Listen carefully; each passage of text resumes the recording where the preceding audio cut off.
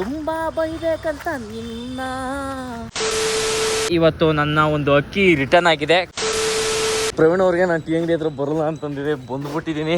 ಪ್ರವೀಣ್ ಅವ್ರ ಮುಖದಲ್ಲಿ ನಗು ನೋಡಿ, ನಗು ನೋಡಿ. ನಾನು ಬರಲ್ಲ ಅಂತ ಅಂದ್ಬಿಟ್ಟು ಬಂದಿದ್ದೀನಿ. ಅದಕ್ಕೋಸ್ಕರ ನಮ್ಮ ಪ್ರವೀಣ್ ಕುಮಾರ್ ಅವರು ನಗ್ತಾ ಇದ್ದಾರೆ. ಭಾರಿ ಅಂದರೆ ಭಾರಿ ಖುಷಿ ಆಯ್ತೈತೆ. ಯಾಕೆಂತಂದರೆ ನಾನು ಬಿಟ್ಟು ಅವ್ರು ಇರೋದೇ ಇಲ್ಲ. ಏಯ್ ಅವೆಲ್ಲ ಕೊಡಿಸ್ತೀನಿ. ಒಂದು ಸ್ವಲ್ಪ ಇದು ಯೂಟ್ಯೂಬಲ್ಲಿ ದುಡ್ಡು ಬಂದ್ಬಿಟ್ಟು ಆಮೇಲೆ ಕೊಡಿಸ್ತೀನಿ. ಇನ್ನು ಯೂಟ್ಯೂಬಲ್ಲಿ ದುಡ್ಡು ಬರ್ತಾ ಇಲ್ಲ, ಹಾಗಾಗಿ ಇನ್ನು 1000 ಸಬ್ಸ್ಕ್ರೈಬರ್ಸು ಕಂಪ್ಲೀಟ್ ಆಗಿಲ್ಲ. ಬಟ್ರಲ್ಲಿ ಭಾಗ್ಯಕ್ಕೆ ಏನಂತಿದ್ದು? ಹಾಂ ಪಡೆದ್ರ ಭಾಗ್ಯಕ್ಕ ಇದು ಬೆಟ್ಟಡೆ ನೆಂಟು ನೋಡ್ಬಿಟ್ಟು ಓ ಭಾಗ್ಯಕ್ಕ ಕೇಳ್ತಾ ಇದ್ದು. ಸಕ್ಕತ್ತಾಗಿ ಹೇಳ್ತಾಳೆ ಭಾಗ್ಯಕ್ಕ, ಸಕ್ಕತ್ತಾಗಿ ಮಾತಾಡ್ತಾಳೆ.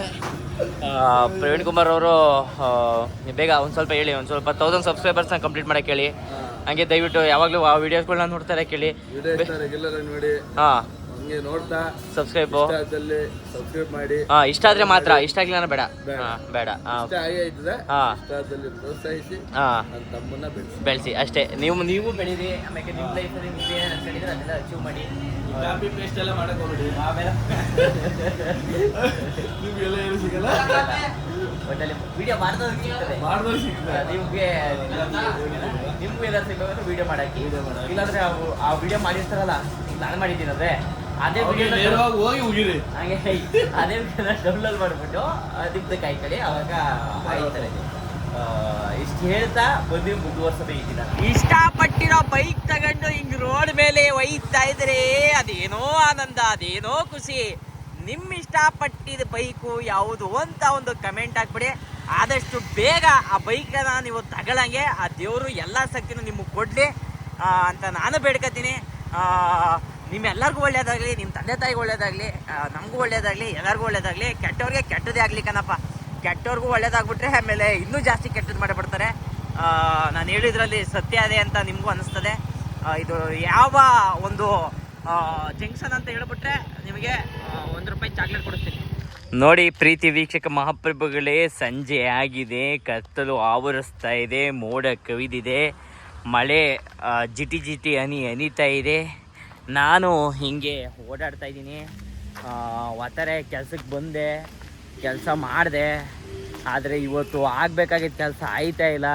ನಮ್ಮ ಮ್ಯಾನೇಜರು ಬೈತಾರೆ. ಬೈಯೋದ್ಕಿಂತ ಪಾಪ ಅವರು ಅಂದ್ಕೊಂಬಿಡ್ತಾರೆ ಏನು ಮಾಡೋಕ್ಕದು ಅಂತ. ಆದ್ರೂ ಮಾಡೋ ಕೆಲಸ ಮಾಡಬೇಕು. ಮಾಡೋ ಕೆಲಸ ಮಾಡ್ತಾಯಿದ್ದೀವಿ. ಆಗಿಲ್ಲ ಅಂದಾಗ ಅವರು ಅರ್ಥ ಮಾಡ್ಕೊತಾರೆ ನಮ್ಮ ಮ್ಯಾನೇಜರು.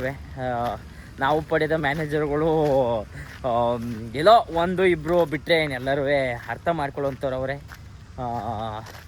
ಈ ಒಂದು ಸುಂದರ ಪರಿಸರವನ್ನು ನೋಡ್ತಾ ಇದ್ರೆ ಏನೋ ನಮ್ಮ ಊರಲ್ಲೇ ಇದ್ದಾನೇನೋ ಅನ್ನೋ ಲೆಕ್ಕಾಚಾರಕ್ಕದೆ. ಆದರೆ ಇದು ನಮ್ಮೂರೇ ಬೆಂಗಳೂರು, ಆದ್ರೂ ನಮ್ಮ ಹುಟ್ಟೂರು ಮಂಡ್ಯ. ಅಲ್ಲ, ಆ್ಯಕ್ಚುಲಿ ಹುಟ್ಟಿರೋದುವೇ ಇಲ್ಲೇ ಬೆಂಗಳೂರಲ್ಲೇ, KC ಜನರಲ್ ಆಸ್ಪತ್ರೆ. ಆದರೆ ಊರು ಬೆಳೆದಿರೋದು ಬಾರ್ನ್ ಇನ್ನು ಬೆಂಗಳೂರು, ಬಾಟಪ್ ಇನ್ನು ಮಂಡ್ಯ. ಆ ಥರ ಅದೇ ನೋಡಿ. ಹೊಂಗೆ ಮರ ಎಲ್ಲವೆ ಬೆಂಗಳೂರಲ್ಲೂ, ಹೊಂಗೆ ಮರ ಅವೆ.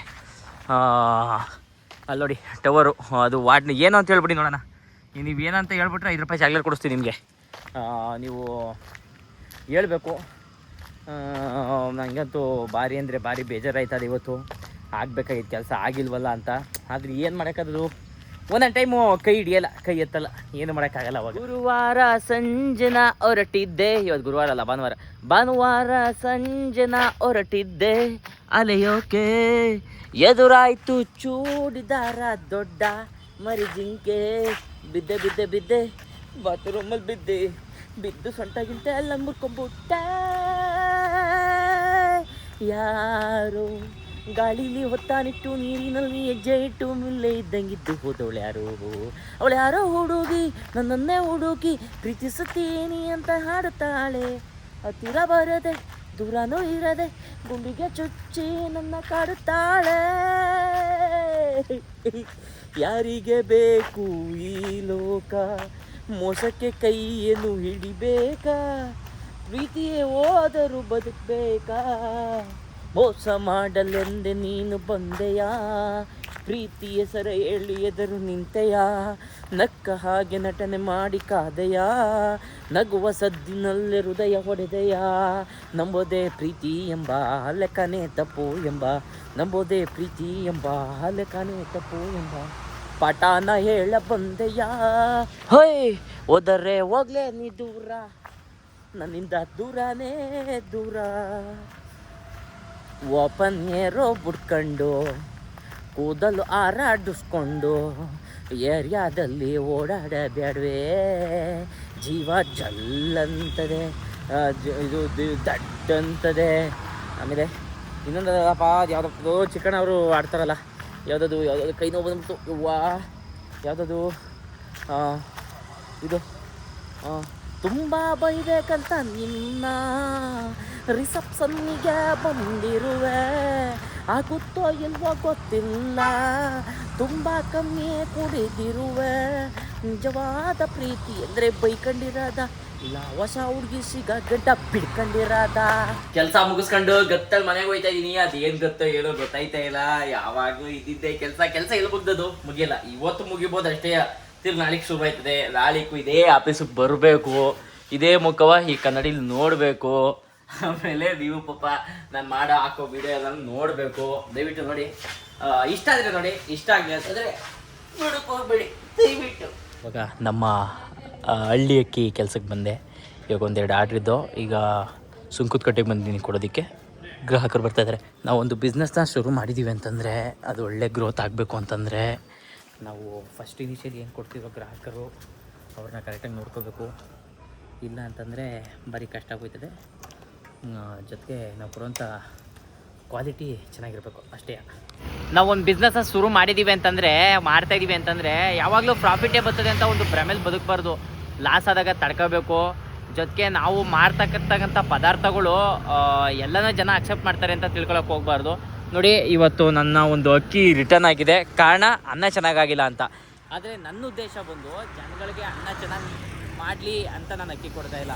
ಅವರು ಒಂದು ಒಳ್ಳೆ ಅಕ್ಕಿನ ತಿನ್ನಲಿ ಅಂತ ಅಕ್ಕಿ ಕೊಡ್ತಾಯಿದ್ದೀನಿ. ಅನ್ಪಾಲಿಶ್ ರೈಸ್ ಅಂತಂದರೆ ಹಳೆ ಕಾಲದಲ್ಲೆಲ್ಲ ನೀವು ನೋಡಿದ್ರಿ ಅಂತಂದರೆ ನಮ್ಮ ತಾತ ಅಜ್ಜಿಯರ ಕಾಲದಲ್ಲಿ ಅವರು ಪಾಲಿಶ್ ಅಕ್ಕಿನ ಬಳಸ್ತಾ ಇರಲಿಲ್ಲ. ಅಂತಂದರೆ ಈ ಬಿಳಿ ಅಕ್ಕಿ ಅನ್ನೋದಲ್ಲ, ಆ ಕಾನ್ಸೆಪ್ಟೇ ಇಲ್ಲ. ವೈಟ್ ರೈಸ್ ಅನ್ನೋದು ಆ್ಯಕ್ಚುಲಿ ಭತ್ತದ ನೀವು ಸಿಪ್ಪೆ ಬಿಡಿಸಿ ನೋಡಿದ್ರೆ ಬ್ರೌನ್ ಕಲರ್ ಇರುತ್ತೆ, ಅಥವಾ ರಾಜಮುಡಿ ಆಗಿದ್ರೆ ರೆಡ್ ಕಲರಲ್ಲಿ ಇರುತ್ತೆ.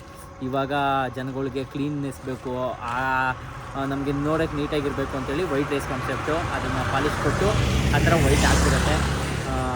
ಫಾರ್ ದ ಫಸ್ಟ್ ಟೈಮು ನಮ್ಮ ರಿಟರ್ನ್ಗೆ ಕಸ್ಟಮರ್ ಕಾಲ್ ಮಾಡಿದರು, ಬಂದು ತೊಗೊಂಡು ಹೋಗ್ತಾಯಿದ್ದೀನಿ. ನಾವು ಕೊಡೋವಂಥ ಪದಾರ್ಥಗಳು ಎಲ್ಲರಿಗೂ ಇಷ್ಟ ಆಗಲೇಬೇಕು ಅನ್ನೋ ಥರನೂ ಏನಿಲ್ಲ, ಅವ್ರ ಇಚ್ಛೆಗೆ ಅನುಸಾರ. But most of the customer ಖುಷಿಯಾಗಿದ್ದಾರೆ ನಾವು ಕೊಡೋವಂಥ ಪದಾರ್ಥದಿಂದ. ಅವರು ಚೆನ್ನಾಗಿದ್ದರೆ ಅದೇ ನಮ್ಗೆ ಸಂತೋಷ. ಈ ಥರ ಕೆಲವೊಂದು ಆಗ್ತಾ ಇರ್ತವೆ, ಏನು ಮಾಡೋದಕ್ಕೆ ಆಗಲ್ಲ ಅಷ್ಟೇ. ಬನ್ನಿ ಮುಂದಕ್ಕೆ ಹೋಗ್ತಾ ಇರೋಣ.